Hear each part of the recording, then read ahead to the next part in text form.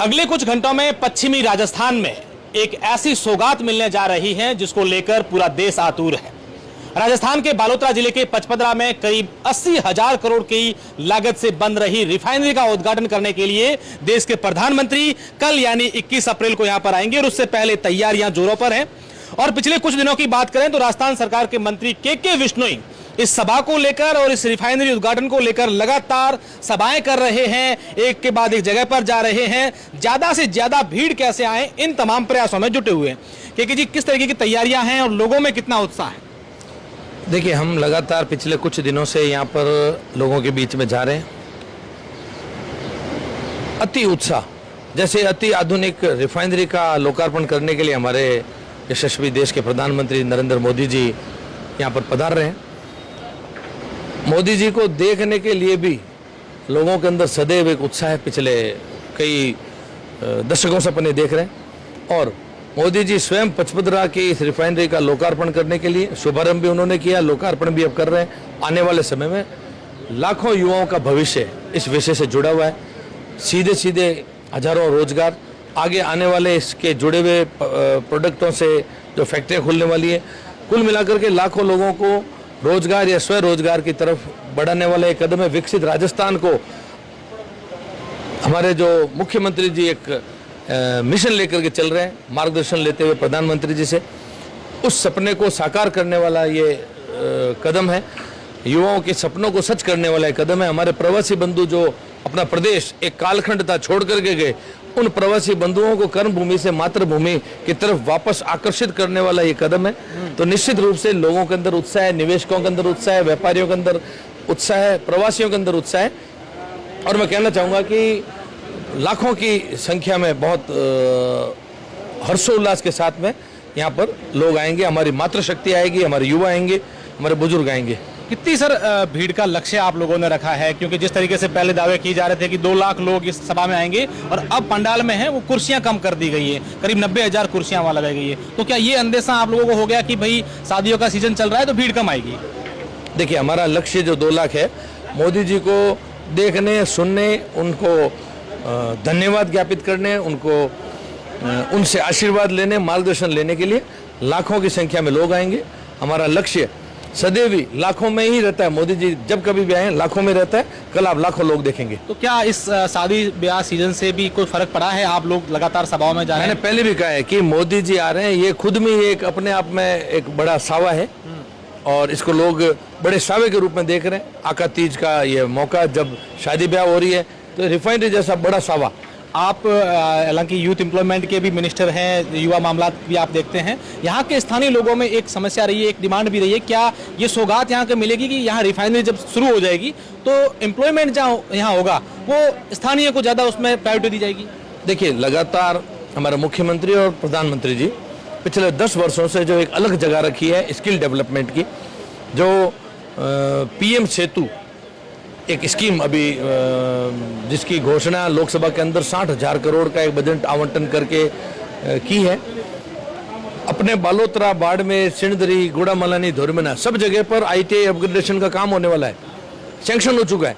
तो एक एक ITI के अंदर 40 से 60 करोड़ का ये व्यय होगा और आने वाले समय में हमारे युवा वहाँ से प्रशिक्षण लेंगे और इन, चाहे वो रिफाइनरी से, पेट्रोलियम से जुड़ा हुआ विषय है, AI से जुड़ा हुआ विषय, सोलर है, पेट्रोकेमिकल है, हर अति आधुनिक जो आज के समय में युवाओं को एक ट्रेनिंग के बाद में जो जॉब मिलने के लिए उनके द्वार खुलते हैं, जिनकी कंपनियों को आवश्यकता होती है, दूर दराज तक कंपनियां तलाश करके उन युवाओं को लाती है, वो सारी ट्रेनिंग प्रोग्राम हम कुछ वर्ष पहले जब केंद्रीय मंत्री आए थे हरदीप पुरी जी, तब उन्होंने कहा था कि यहाँ पर जो है स्किल डेवलपमेंट के कॉलेज खुलेंगे, सेंटर खुलेंगे, लेकिन अभी तक हुआ नहीं है काम जमीन। देखिए, रिफाइनरी का शुभारंभ होने के साथ साथ ही अभी सारे काम होने वाले हैं और निश्चित रूप से स्किल डेवलपमेंट के लिए हमारे प्रधानमंत्री जी, हमारे मुख्यमंत्री जी सभी इसमें लगातार काम कर रहे हैं। पिछले 10 वर्षों में जो एक गांव-गांव, ढाणी-ढाणी तक जो स्किल डेवलपमेंट से आपने को देखने को मिल रहा है, जो परिवर्तन देश के युवाओं के अंदर है, अब सिर्फ देश में नहीं विदेश तक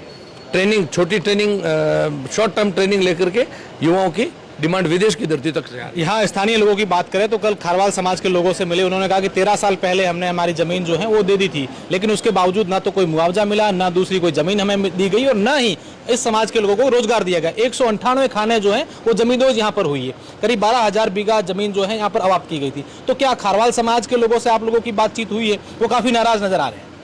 देखिए, खारवाल समाज तो हमारा खुद का समाज है। उनके मंदिरों के अंदर भी हमारे लगातार दर्शन होते हैं, रात और दिन हमारी चर्चा होती है।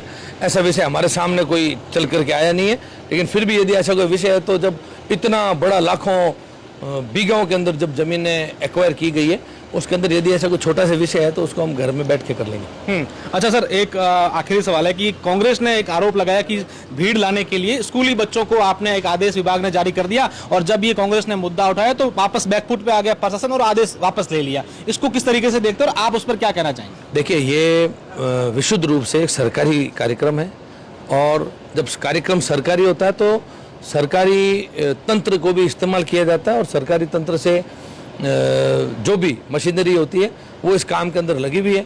हाँ, साथ ही साथ हमारे पार्टी के भी कार्यकर्ता इसमें सहयोग में लगे हुए हैं। मोदी जी का एक आह्वान मात्र से, मोदी जी के एक सूचना मात्र से जब लाखों लोग तैयार हो जाते हैं उनके दर्शन करने के लिए, तो ये सभी सरकारी तंत्र और हमारा पार्टी के कार्यकर्ता सभी मिलजुल कर इस कार्यक्रम को कामयाब बनाएंगे। के विश्नोई की अगर बात करें सर, एक आखिरी सवाल है, पिछले कुछ दिनों से काफी एक्टिव भी हैं और चेहरे पर जबरदस्त ग्लो है, आप में उत्साह सबसे ज्यादा नजर आ रहा है, कितना यहाँ के लोगों को कितनी बड़ी सौगात आप देने जा रहे हैं? देखिए, मैंने बताया ना, जिसका देश का नेतृत्व मोदी जी जैसा हो और प्रदेश में नेतृत्व भजनलाल जी जैसा हो, तो सिर्फ ग्लो आपको के विश्नोई के चेहरे पर नहीं, यहाँ की जनता के चेहरे को भी आप देखिए। जब से भारतीय जनता पार्टी देश में पिछले 12 वर्षों में मोदी जी के नेतृत्व में है, हमारे देशवासियों का ग्लो सिर्फ देश में नहीं, विदेश की धरती तक आपको अलग दिखाई दे रहा है।